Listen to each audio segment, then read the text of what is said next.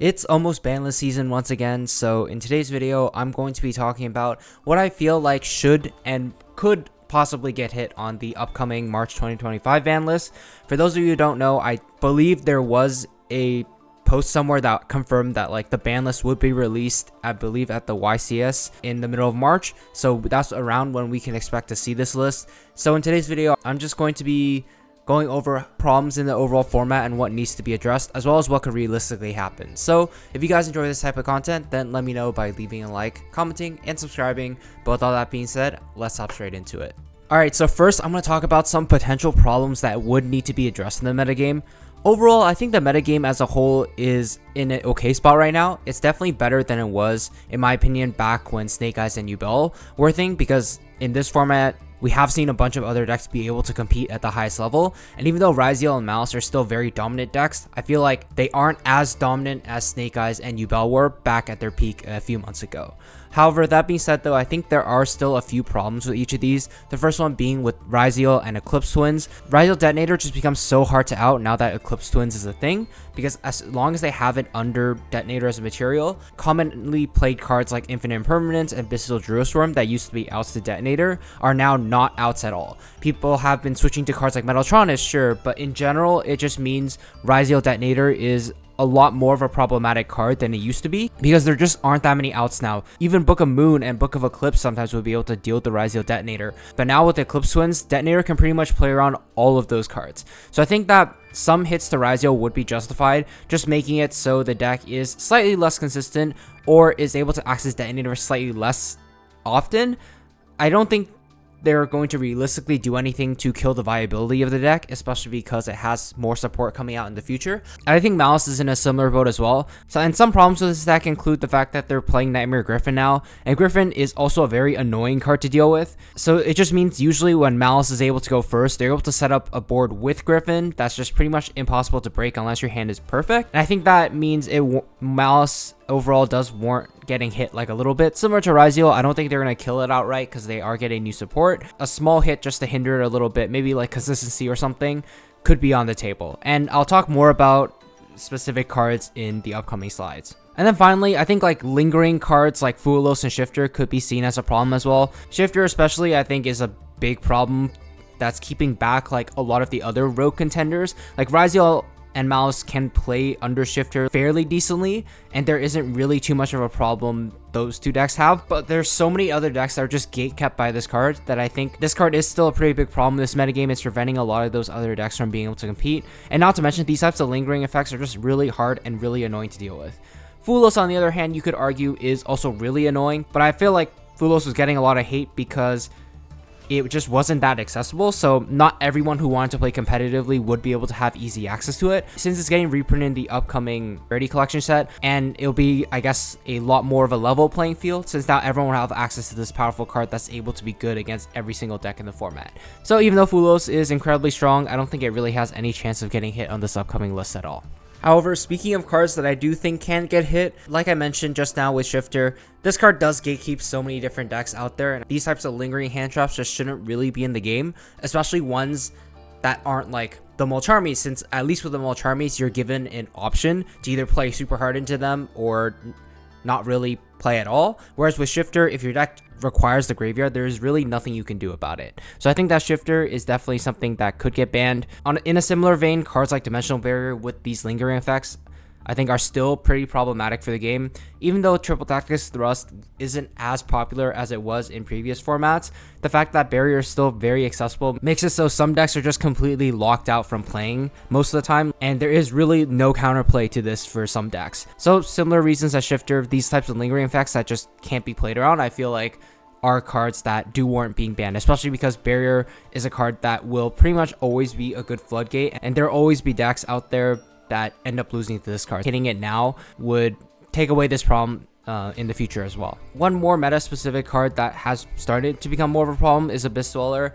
I think similar to Shifter, it does gatekeep quite a few decks out of the metagame as well, because Ryzeo is so popular, they can easily make Abyss Dweller in their regular combos. Going second means not only do you have to out the Detonator, but if your deck loses to an Abyss Dweller, you pretty much can't play at all. Taking away like a super accessible Floodgate from one of the top decks is something that definitely won't hurt the viability of Ryzeo at all, but it'll make it so there are other decks that do require the graveyard will actually have a chance against Ryzeo when going second. So I think overall there isn't too much to say about all these cards. They're all lingering Floodgate type effects that there just isn't that much counterplay to. Even if one or two of these is addressed, the format in general would improve as a whole. And now moving on to the limited section, I did talk about hits to Malice and Ryzeo. I think realistically, they could go after X Ryzeo like they did in the OCG.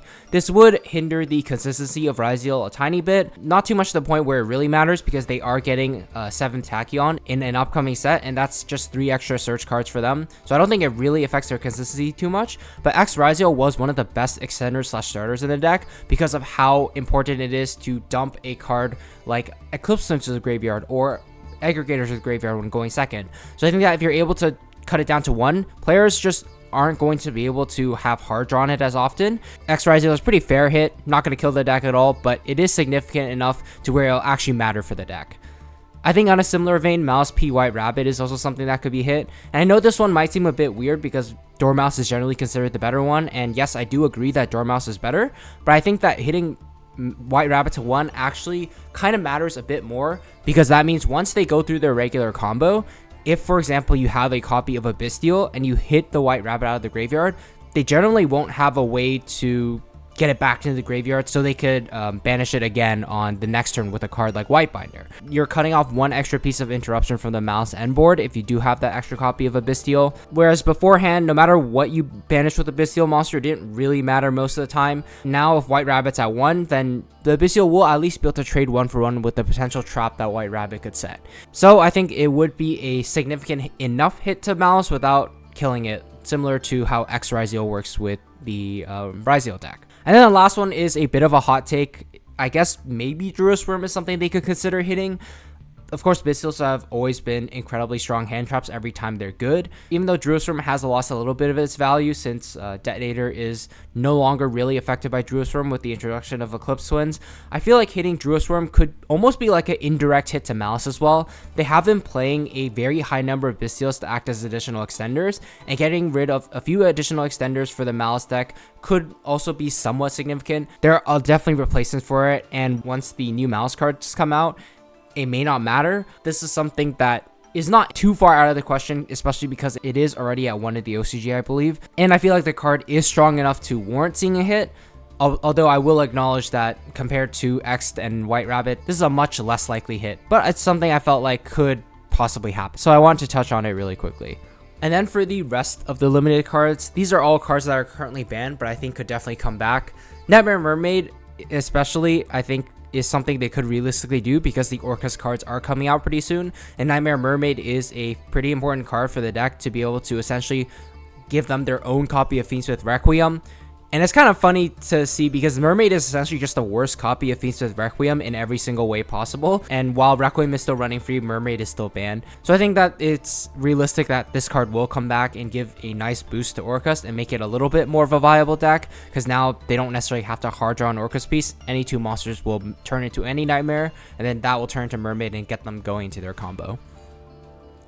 And then Masterpiece and Dryden, I think these cards were both obviously really good in 2017. In 2025, I'm not too sure that either of these cards are going to be super impactful. I don't think Masterpiece is going to do anything at all, especially because we have Diagram still at 1. Dryden is just like a worse copy of Detonator in every single way, and even though it is generic, if you're playing a rank 4 deck and you can make a rank 4, I would rather make any other high impact rank 4 like Duo Drive and just go Ryzeo combo at that point or something like that. So I don't think Dryden and Masterpiece would do anything at all if they came back to the format. These cards have been power crept in my opinion. And then finally, Prank Kids Meow Moo. This card wouldn't do anything at all if it came back, and there are a few cards like this still on the ban list that definitely just don't belong on the ban list anymore. They were really good a few years ago, but now the game has changed a lot since then, and I don't think it would really do anything at all to bring these cards back. And I think it's pretty realistic that Konami could eventually put these back to 1 and then slowly bring them back to 3. And then next up for the semi-limits, I generally don't like cards being semi-limited. I feel like there shouldn't really be a semi-limit list. Like it should just either be at 3, at 1, or banned in my opinion. But if there were any cards to talk about, I think first Fiendsmith Engraver. It is at 2 in Master Duel, and we wouldn't really kill the Fiendsmith engine outright. It may make it so it's slightly less consistent. You won't hard draw it as often, and you'll have to go through your Moon into Requiem line, which is a little bit more vulnerable to hand traps compared to just like opening Engraver straight up. But I think this one is also something that's kind of up in the air because Fiendsmith still has yet to receive a reprint, and I feel like Konami as a business would want to make sure that people have a chance to pick up the reprints first, so they can make some money before actually hitting it on the ban list. And then Cyframe Gear Gamma is also an interesting one I want to quickly touch on. I mentioned when I was talking about Dimension Shifter that there's just so little counterplay to those cards outside of a card like Cyframe Gear Gamma. Obviously, Gamma's not be able to stop in every single situation because your opponent could just hold those hand traps for after you put a monster on the board. But I think that bringing Gamma back to more than one could actually mean people start playing it again, and that means people can't just as freely use those types of high impact hand traps as before. They actually have to put in some thought into it. So like instead of shotgunning a card like Lancia or shotgunning a card like Shifter in the draw phase, now they have to think about, oh, am I playing to Cypher Gear Gamma? But then if I let them go into main phase, then I'm playing to Talents, like things like that. I think it makes it so it gives players like a few more options to where they aren't always going to eat those high impact hand traps right away and automatically lose the game. It does offer a bit more counterplay in my opinion. That being said though, like I understand Gamma is an incredibly powerful card, and as a hand trap, it is just one of the best generic ones out there. So I also wouldn't be too surprised if this card just never comes off the ban list. But I do feel like there are some merits to actually seeing Gamma at more than just one copy, because now it gives players more options and more ways around those high impact hand traps. And then finally for the unlimited section, I think honestly you could bring back every single card that's on the semi-limit list right now, and they just wouldn't do anything at all to the metagame. Maybe Lightning Storm and Runic Fountain would be like the only ones that are semi-relevant to the metagame, but I don't feel like Runic as a deck is going to be that much better with an extra copy of Fountain, and I don't think Lightning Storm is something that's being played too much right now either. And even if we had an extra copy of Lightning Storm, I don't think it's so overpowered to the point where moving from 2 to 3 copies would ultimately change the game a lot. Not to mention, they're just random cards on the ban list as well, like Chicken Game and Striker Dragon, that just don't really make sense now. So in general, there's just a lot of cards that I feel like just don't belong on the ban list anymore. And if Konami wants to like start slowly cleaning up the ban list, I feel like they could just essentially remove the entire semi-limit section, to be honest, and bring a few cards like Chicken Game and Striker Dragon back to 3. So before I end off the video, I just want to give a quick shout out to CardTrader and Your Playmat. You can check them out using my affiliate links in the description below and use code Tcg Sam for a nice discount on the things you'd already be buying. You can check out CardTrader for individual cards from all around the world, and Your Playmat for card supplies like custom sleeves and custom playmats. All the links will be in the description, and any purchase you make through the affiliate link will end up helping the channel, which I really appreciate. So that's going to do it for today's video. Let me know what you thought about it in the comment section below. What do you think will get hit on this upcoming ban list? And how do you feel about some of the cards that I talked about today? Do you agree or disagree? Let me know in the comments below and I'll get to reading it. But with all that being said, I hope you guys enjoyed the video, and I will see you guys in the next one. Take care.